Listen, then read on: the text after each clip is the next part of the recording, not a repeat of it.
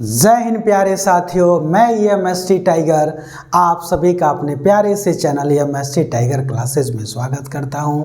मेरे प्यारे विद्यार्थियों, आज हम सभी लोग टॉपिक जो पढ़ रहे हैं वो हम लोग का टॉपिक है वृत्ताकार धारावाही लूप अथवा कुंडली के केंद्र और अक्ष पर उत्पन्न चुंबकीय क्षेत्र का व्यंजक। यानी वृत्ताकार धारावाही लूप अथवा कुंडली के कारण अक्ष पर और केंद्र पर जो उत्पन्न चुंबकीय क्षेत्र का जो व्यंजक होता है उसको हम लोग क्या करेंगे, प्राप्त करेंगे। सबसे पहले हम लोग क्या पढ़ेंगे मेरे भाई, तो सबसे पहले वृत्ताकार धारावाही लूप अथवा कुंडली के केंद्र पर सबसे पहले हम कहाँ प्राप्त करेंगे, केंद्र पर उत्पन्न चुंबकीय क्षेत्र का व्यंजक। तो यहाँ से क्या करेंगे मेरे भाई, बस यहाँ से ध्यान दीजिएगा, यहाँ से बस हटा देंगे क्या, अक्ष।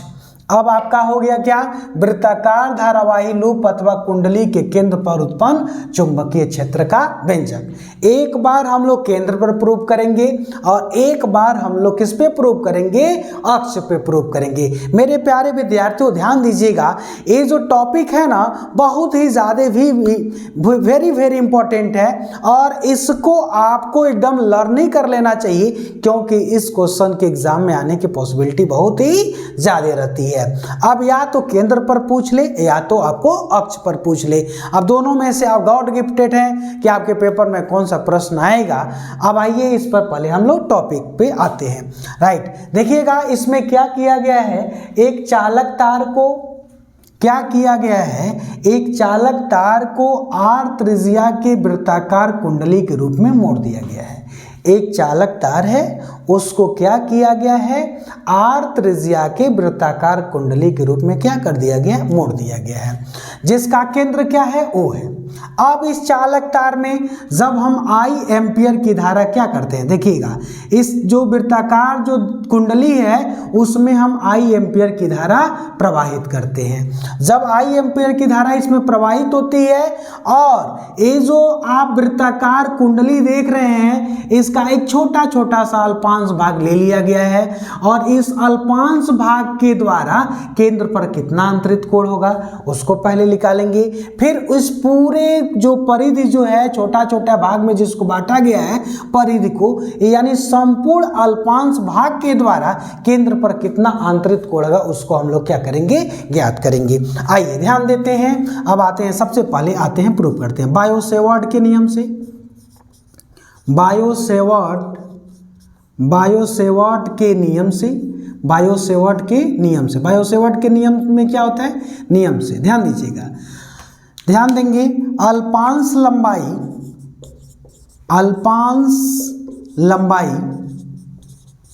dl के कारण केंद्र O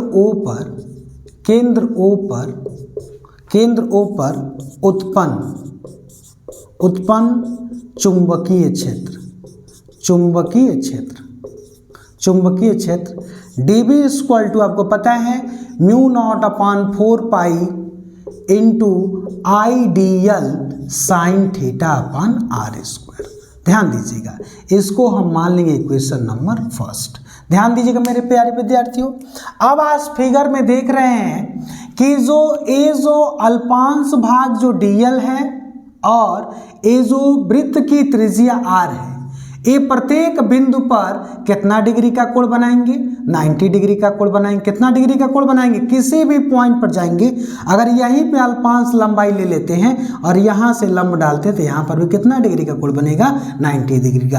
त्रिज्या और अल्पांश लंबाई के बीच क्या होगा, दोनों एक दूसरे के लंबवत हैं। तो आप लिख सकते हैं कि वृत्ताकार कुंडली की त्रिज्या स्मॉल r और अल्पांश लंबाई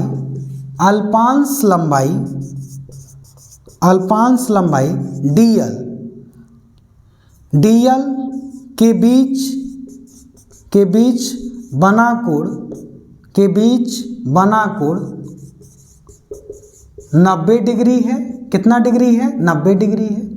अब क्या करेंगे, तो ध्यान देंगे, तो इक्वेशन 1 में ध्यान दीजिएगा। तो इक्वेशन 1 में क्या करेंगे, तो dB equal to mu not upon 4 pi into I upon I D L. और थीटा के जगह पे क्या करेंगे, इक्वेशन 1 में थीटा के जगह पे कितना डिग्री रख लेंगे, 90 डिग्री अपान क्या हो जाएगा, आर स्क्वायर। अब ये डी बी इक्वल टू मेरे दोस्त हो जाएगा mu not upon 4 pi into क्या हो जाएगा, आई अपॉन क्या हो जाएगा मेरे दोस्त, आर स्क्वायर।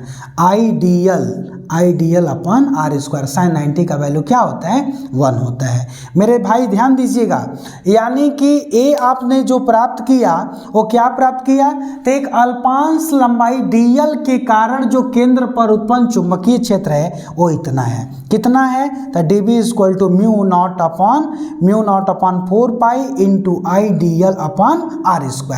इतने अल्पांश भाग के द्वारा, यानी अब अगर संपूर्ण अल्पांश भाग के द्वारा अगर हम चुंबकीय क्षेत्र केंद्र पर कितना होगा उसको निकालना हो तो कैसे निकालेंगे, तो यहाँ पे लिख सकते हैं, क्या लिखेंगे, तो लिख सकते हैं आप संपूर्ण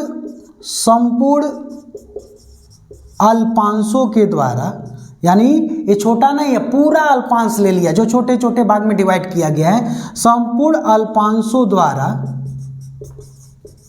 केंद्र O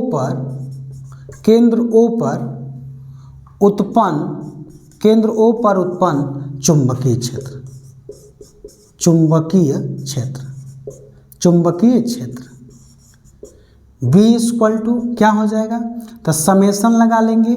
और अल्पांश भाग द्वारा कितना भाई था, तो अल्पांश भाग द्वारा ये पूरा योग का साइन होता है, तो mu not upon 4 pi into क्या हो जाएगा, आई डी एल अपॉन क्या हो जाएगा, आर स्क्वायर। ये ध्यान दीजिएगा। अब म्यू नॉट इसमें क्या करेंगे, V equal to mu not upon 4 pi into I upon R square को बाहर कर लेंगे और समेसन का चिन्ह और ये पूरा लंबाई हो जाएगा। इसको आप क्या कर लेंगे, नोट कर लेंगे। इसको मान लेंगे आप इक्वेशन नंबर 1। मेरे भाई इक्वेशन 1 तो मान चुके हैं, इसको मान लेंगे इक्वेशन नंबर 2। सबसे पहले आप इसको एक बार नोट करेंगे। मेरे प्यारे विद्यार्थियों, आप लोग इसको क्या कर लेंगे, अच्छे से नोट कर लिए होंगे। ध्यान दीजिएगा। अब इसके बाद से हम लोग क्या करेंगे, एक एक पॉइंट को ध्यान से देखिएगा। इसके बाद से यहाँ पे क्या है, हम जानते हैं कि क्या जानते हैं, हम जानते हैं कि क्या, तो ये जो संपूर्ण ये जो है ना परिधि है ना, तो संपूर्ण परिधि की लंबाई कितनी हो रही है, dl। आप जो वृत्त का जो परिधि होता है या पूरा लंबाई होता है या परिमाप होता है कितना होता है, तो 2 पाई r होता है। कितना होता है, 2 पाई r होता है। अब क्या करेंगे, इसको इक्वेशन नंबर 2 में dl का मान, समेसन dl का मान रखने पर रख दीजिए मेरे दोस्त। तो क्या हो जाएगा, तो b इक्वल टू आ जाएगा आपका क्या, mu not upon 4 pi I upon R square. क्या हो जाएगा, I upon R square into, और इसके डीएल के जगह पे क्या रखेंगे, 2 पाई आर।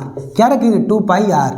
2 पाई से पाई कैंसिल हो जाएगा, 2 से ये 4 2 टाइम में कट हो जाएगा, एक आर से एक आर कट जाएगा, आर बच जाएगा। यानी b बराबर आ जाएगा मेरे दोस्त, ध्यान दीजिएगा, b बराबर क्या आएगा, ध्यान देंगे, तो b इक्वल टू हो जाएगा म्यू नॉट आई और नीचे हो जाएगा ओनली 2 इंटू आर। अब देखिएगा, यदि कुंडली में तार के फेरों की संख्या n है, तार के फेरों की संख्या कैपिटल N है, तो चुंबकीय क्षेत्र क्या हो जाएगा, तो B इक्वल टू हो जाएगा मेरे दोस्त, बस इसमें क्या हो जाएगा, N से मल्टीप्लाई हो जाएगा, म्यू नॉट एन आई अपान क्या हो जाएगा, 2r। यही मेरे दोस्त ये क्या होता है, सूत्र होता है वृत्ताकार धारावाही लूप अथवा कुंडली के केंद्र पर उत्पन्न चुंबकीय क्षेत्र का। इस तरह से इसको आप क्या कर लेंगे, नोट कर लेंगे। आइए मेरे प्यारे विद्यार्थियों, अभी हमने इसके पहले वाले जो फार्मूला प्रूव किया उसमें हम लोगों ने क्या प्रूव किया था, केंद्र पर। लेकिन अब हम लोग प्रूव करेंगे अक्ष पर कितना होगा, अक्ष पर जो होगा वो कितना होगा। ध्यान दीजिएगा, तब वृत्ताकार धारावाही लूप अथवा कुंडली के अक्ष पर उत्पन्न चुंबकीय क्षेत्र का व्यंजक क्या होगा उसको आपको क्या करना है, निकालना है। ठीक है, ध्यान दीजिएगा मेरे प्यारे विद्यार्थियों, इसमें भी वही कहानी। तो लिखेंगे बायो-सेवर्ट के नियम से, बायो-सेवर्ट के नियम से, बायो-सेवर्ट के नियम से। बायो-सेवर्ट का नियम क्या है, बायो-सेवर्ट के नियम से अल्पांश लंबाई dl के कारण P बिंदु पर उत्पन्न चुंबकीय क्षेत्र, एकदम आराम से देखिएगा, उत्पन्न चुंबकीय क्षेत्र क्या होगा, dB = μ0/4 into I/r² I D L sine theta अपन क्या, r²। ये फार्मूला होता है। अब देखिएगा, आपको अभी पीछे भी बताए थे कि जो अल्पांश लंबाई और त्रिज्या है ये प्रत्येक बिंदु पर एक दूसरे के लंबवत होंगे। तो यहाँ पे लिख सकते हैं अल्पांश लंबाई, इसको मान लेंगे इक्वेशन 1, अल्पांश लंबाई dl और त्रिज्या एक दूसरे के लंबवत हैं,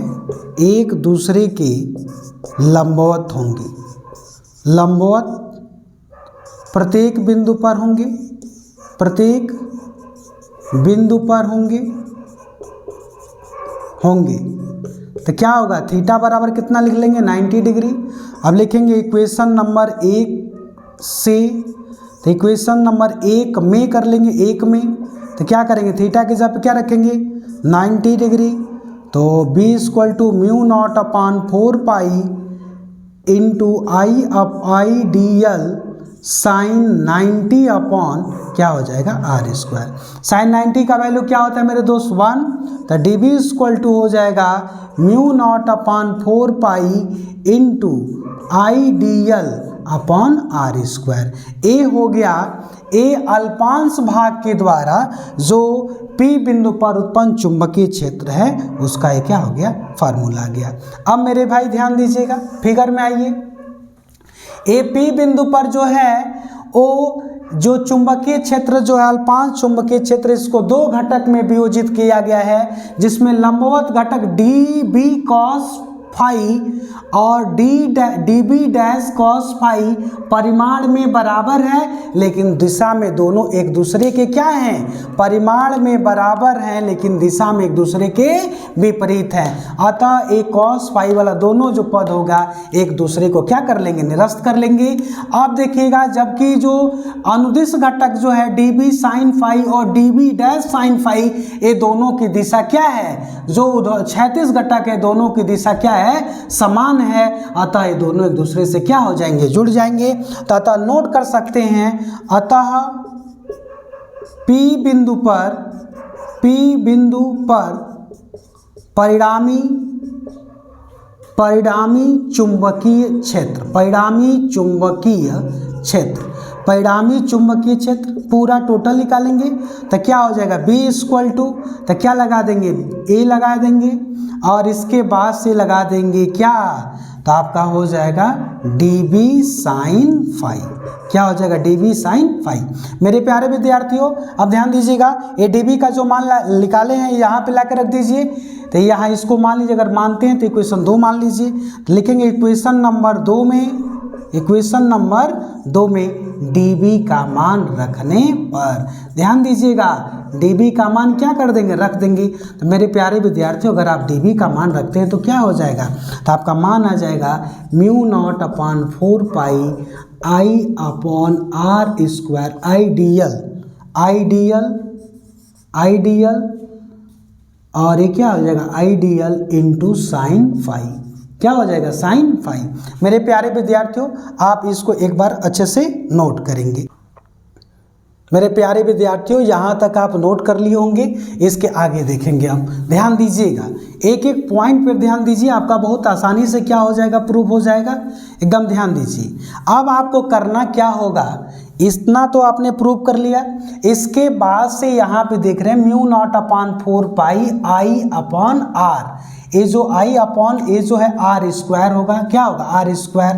तो आई अपॉन आर स्क्वायर क्या है, कॉमन है, तो यहाँ पे क्या कर लेंगे, आई अपॉन आर स्क्वायर, तो यहाँ पे कॉमन कर लेंगे, तो बी इक्वल टू हो जाएगा mu not upon 4 pi into I upon R square, और क्या हो जाएगा, और ए जो हो जाएगा डी एल, और ये हो जाएगा साइन फाई। ठीक है, अब आते हैं चित्र में। चित्र में क्या करेंगे, साइन फाई का मान निकालिए, तो साइन फाई इक्वल टू, तो साइन थीटा इक्वल टू होता है लंब बटा के कोण। तो ये 90 है, तो 90 के सामने वाला क्या हो गया, कोण हो गया। एंगल है, एंगल के सामने वाला क्या हो गया, लंब हो गया।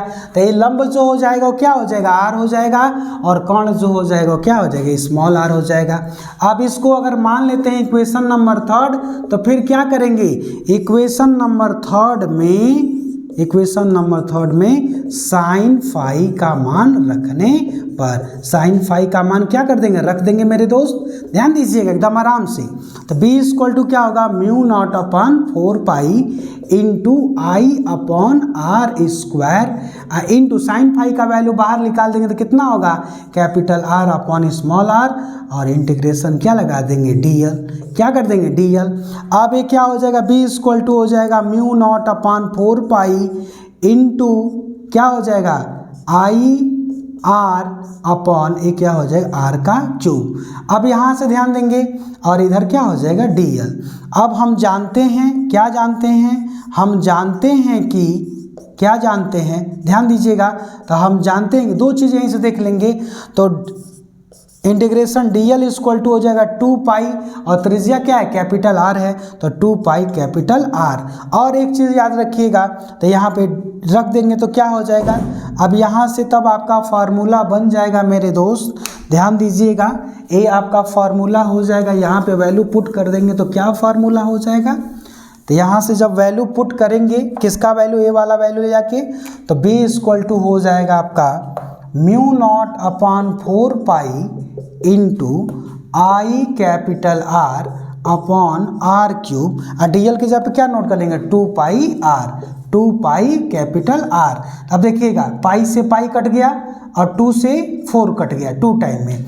अब क्या हो जाएगा, तो b इक्वल टू हो जाएगा म्यू नॉट आई और आर, और एक आर यहाँ पे आर स्क्वायर, और नीचे हो जाएगा 2r के पावर 3। अब यहाँ से r का भी मान निकाल लेंगे, तो लिख लेंगे r बराबर क्या होगा, तो यहाँ से आप देख रहे हैं, यहाँ देखिएगा, तो अगर पाइथागोरस प्रमेय लगा देते हैं, अगर ये ट्रायंगल लेते हैं तो पाइथागोरस प्रमेय, तो आपको पता है कोण का होल स्क्वायर इक्वल टू होता है लंब का स्क्वायर प्लस आधार का स्क्वायर। लंब का स्क्वायर प्लस क्या होता है, आधार का स्क्वायर। कोण क्या है, आर, तो आर का स्क्वायर। लंब कितना है, तो कैपिटल आर का स्क्वायर, और आधार कितना है, यक्स, तो यक्स का स्क्वायर। तो आर इक्वल टू कितना होगा, तो capital R square plus x square. इसको क्या कर लेंगे, रूट में लिख लेंगे, या रूट को हटा करके इसके पावर में क्या लिख देंगे, 1/2 लिख देंगे। रूट का भी वैल्यू कितना होता है, 1/2। तो यहाँ पे आप डायरेक्ट नोट कर सकते हैं, तो चित्र से ये लिख देंगे चित्र, या यहाँ पे लिख सकते हैं, इसको मान लेंगे इक्वेशन नंबर, आप कितना मान चुके हैं, इक्वेशन नंबर 3 हो चुका है, यहाँ पे रख लेंगे इक्वेशन नंबर 4। अब इसके बाद से क्या करेंगे, r का वैल्यू जो आप यहाँ पे फाइंड किए हैं, यहाँ पे लाके क्या कर देंगे, रख देंगे। तो r हम जानते हैं क्या, कि r बराबर हो जाएगा क्या, कैपिटल आर का स्क्वायर प्लस यक्स का स्क्वायर के पावर कितना लगा देंगे, 1/2। अब इसके बाद से मेरे दोस्त इस मान को यहाँ पे क्या कर देंगे, रख लेंगे, और जो आपको फार्मूला चाहिए वो फार्मूला आपको क्या हो जाएगा, मिल जाएगा। अब ये फार्मूला हो जाएगा b इक्वल टू, ध्यान दीजिएगा, mu not I capital are square, और इस 2 और r के जगह पे क्या रखना है, तो a रखना है, कैपिटल आर का स्क्वायर प्लस एक्स का स्क्वायर के पावर कितना है, 1/2, अब पूरे का पावर कितना है 3, तो इसके पावर हमने क्या रख दिया 3। अब क्या होता है पावर का मल्टीप्लाई करते हैं तब क्या फार्मूला हो जाएगा mu not I capital R square upon 2 और ये हो जाएगा कैपिटल R का स्क्वायर प्लस यक्स का स्क्वायर के पावर कितना 3/2 हो जाएगा। यदि फेरों की संख्या कैपिटल N है तो क्या हो जाएगा इसमें N से मल्टीप्लाई कर देंगे तो B इक्वल टू हो जाएगा mu not NI capital R square upon 2 R square plus x square के पावर 3/2। मेरे प्यारे मित्रों, इस तरह से ये धारावाही वृत्ताकार धारावाही लूप अथवा कुंडली के अक्ष पर उत्पन्न चुंबकीय क्षेत्र का सूत्र आपने क्या कर लिया प्राप्त कर लिया। मेरे प्यारे विद्यार्थियों, आप सभी लोग एकदम आराम से देखेंगे, बहुत ज़्यादा घबराने की जरूरत नहीं है। ये सब इंपॉर्टेंट क्वेश्चन है जो आपके एग्जाम में आने की इसकी पॉसिबिलिटी रहती है। Okay, thank you so much.